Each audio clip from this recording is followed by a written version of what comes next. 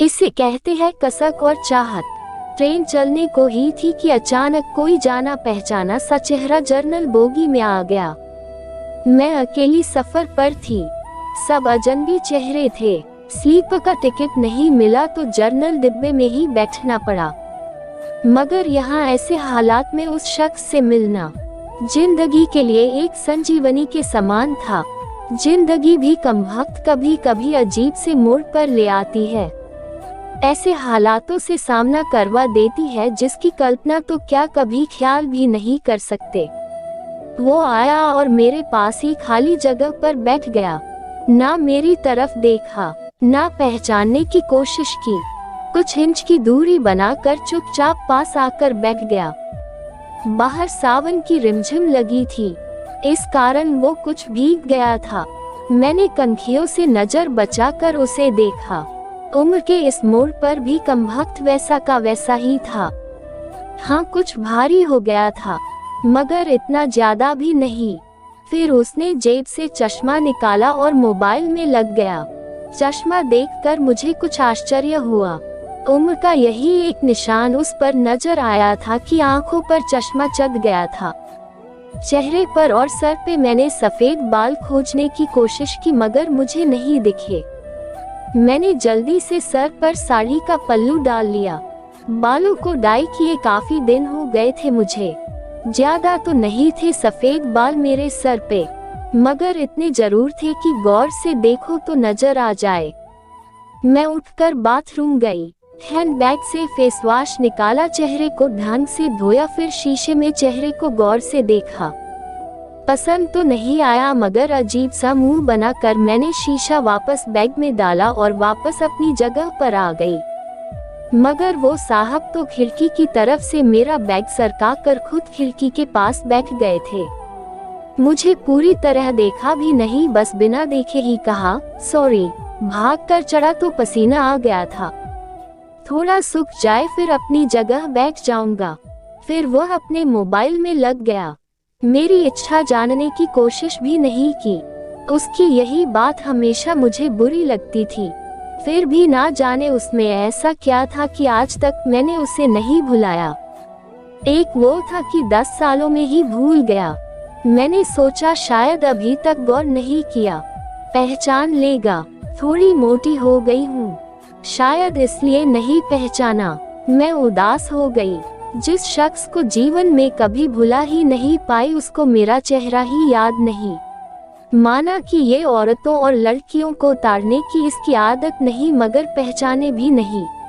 शादीशुदा है, मैं भी शादीशुदा हूँ। जानती थी इसके साथ रहना मुश्किल है, मगर इसका मतलब ये तो नहीं कि अपने ख्यालों को, अपने सपनों को जीना छोड़ दूँ। एक तमन्ना थी कि कुछ पल खुल के उसके साथ गुजारूं। माहौल दोस्ताना ही हो, मगर हो तो सही। आज वही शख्स पास बैठा था जिसे स्कूल टाइम से मैंने दिल में बसा रखा था। सोशल मीडिया पर उसके सारे अकाउंट चोरी छुपे देखा करती थी। उसकी हर कविता, हर शायरी में खुद को खोजा करती थी। वो तो आज पहचान ही नहीं रहा। माना कि हम लोगों में कभी प्यार की पींगे नहीं चली, ना कभी इजहार हुआ। हाँ, वो हमेशा मेरी केयर करता था और मैं उसकी केयर करती थी। कॉलेज छूटा तो मेरी शादी हो गई और वो फौज में चला गया। फिर उसकी शादी हुई। जब भी गांव गई उसकी सारी खबर ले आती थी। बस ऐसे ही जिंदगी गुजर गई। आधे घंटे से ऊपर हो गया। वो आराम से खिड़की के पास बैठा मोबाइल में लगा था। देखना तो दूर, चेहरा भी ऊपर नहीं किया। मैं कभी मोबाइल में देखती, कभी उसकी तरफ। सोशल मीडिया पर उसके अकाउंट खोलकर देखे, तस्वीर मिलाए, वही था, पक्का वही, कोई शक नहीं था। वैसे भी हम महिलाएं पहचानने में कभी भी धोखा नहीं खा सकती। 20 साल बाद भी सिर्फ आंखों से पहचान ले। फिर और कुछ वक्त गुजरा, माहौल वैसा का वैसा था। मैं बस पहलू बदलती रही। फिर अचानक टीटी आ गया, सबसे टिकट पूछ रहा था। मैंने अपना टिकट दिखा दिया। उससे पूछा तो उसने कहा नहीं है। टीटी बोला फाइन लगेगा। वह बोला लगा दो। टीटी, कहाँ का टिकट बनाऊं? उसने जल्दी से जवाब नहीं दिया, मेरी तरफ देखने लगा। मैं कुछ समझी नहीं।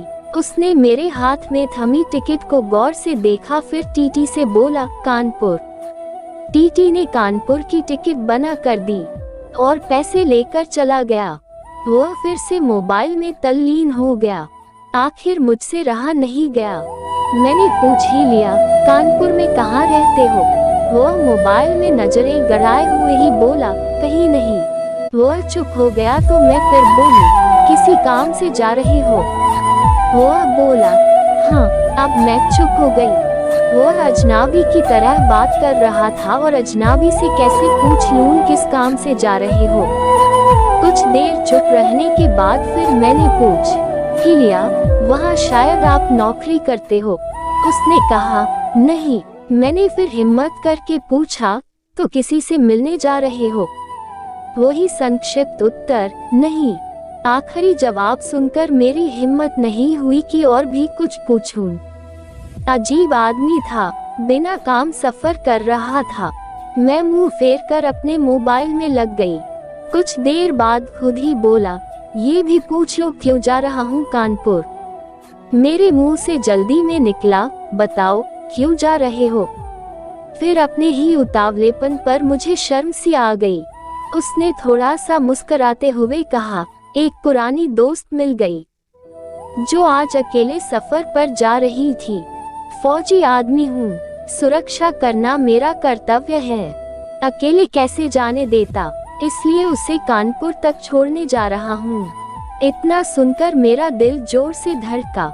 नॉर्मल नहीं रह सकी मैं, मगर मन के भावों को दबाने का असफल प्रयत्न करते हुए मैंने हिम्मत करके फिर पूछा, कहाँ है वो दोस्त? तमभक्त फिर मुस्कुराता हुआ बोला, यही मेरे पास बैठी है ना। इतना सुनकर मेरे सब कुछ समझ में आ गया कि क्यों उसने टिकट नहीं लिया, क्योंकि उसे तो पता ही नहीं था मैं कहाँ जा रही हूँ। सिर्फ और सिर्फ मेरे लिए वह दिल्ली से कानपुर का सफर कर रहा था। जानकर इतनी खुशी मिली कि आंखों में आंसू आ गए। दिल के भीतर एक गोला सा बना और फट गया। परिणाम में आंखें तो भीगनी ही थी। बोला, रो क्यों रही हो? मैं बस इतना ही कह पाई, तुम मर्द हो, नहीं समझ सकते।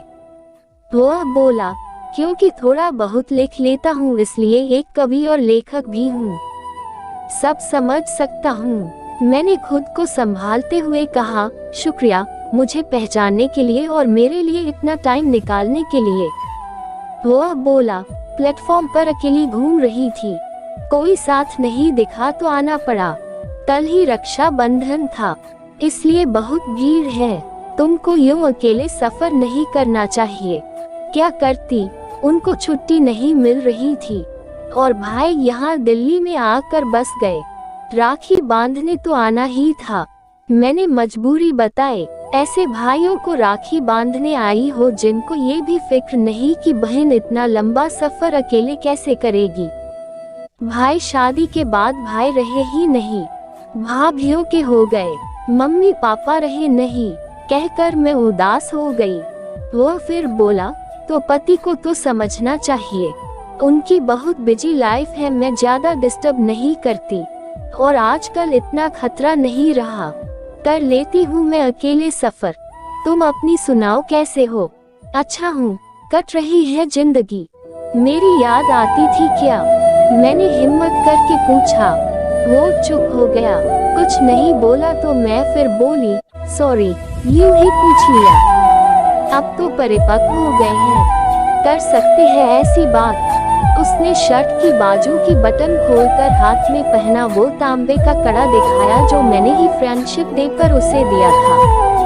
बोला, याद तो नहीं आती पर कमबख्त ये तेरी याद दिला देता था। कड़ा देखकर दिल को बहुत सुकून मिला। मैं बोली, कभी संपर्क क्यों नहीं किया?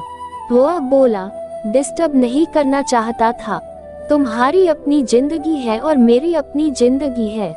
मैंने डरते डरते पूछा, तुम्हें छू लूं? वो बोला, पाप नहीं लगेगा। मैं बोली, नहीं, छूने से नहीं लगता।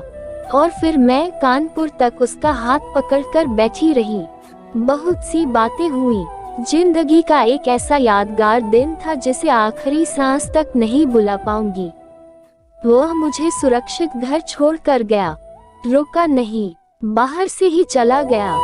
जब मुंह थी उसकी ड्यूटी, चला गया। उसके बाद उससे कभी बात नहीं हुई, क्योंकि हम दोनों ने एक दूसरे के फोन नंबर नहीं लिए। हालांकि हमारे बीच कभी भी नापाक कुछ भी नहीं हुआ। एक पवित्र सा रिश्ता था, मगर रिश्तों की गरिमा बनाए रखना जरूरी था। फिर ठीक 1 महीने बाद मैंने अखबार में पढ़ा कि वो देश के लिए शहीद हो गया। क्या गुजरी होगी मुझ पर वर्णन नहीं कर सकती, उसके परिवार पर क्या गुजरी होगी पता नहीं। लोक लाज के डर से मैं उसके अंतिम दर्शन भी नहीं कर सकी। आज उससे मिले 1 साल हो गया है। आज भी रक्षाबंधन का दूसरा दिन है। आज भी सफर कर रही हूँ, दिल्ली से कानपुर जा रही हूँ। जानबूझकर जनरल डिब्बे का टिकट लिया है मैंने। अकेली हूँ, न जाने दिल क्यों आस पाले बैठा है कि आज फिर आएगा और पसीना सुखाने के लिए उसी खिड़की के पास बैठेगा। एक सफर वो था जिसमें कोई हम सफर था, एक सफर आज है जिसमें उसकी यादें हम सफर है। बाकी जिंदगी का सफर जारी है, देखते हैं कौन मिलता है कौन साथ छोड़ता है। हमारी द्वारा प्रस्तुत ये हार्ट टचिंग स्टोरी आपको कैसी लगी हमारे कमेंट बॉक्स में बताएं। पसंद आई हो तो अपने फ्रेंड्स एंड फैमिली के साथ भी ज़रूर शेयर करें और हमारे YouTube चैनल एक्टिव स्टोरीज को सब्सक्राइब करें।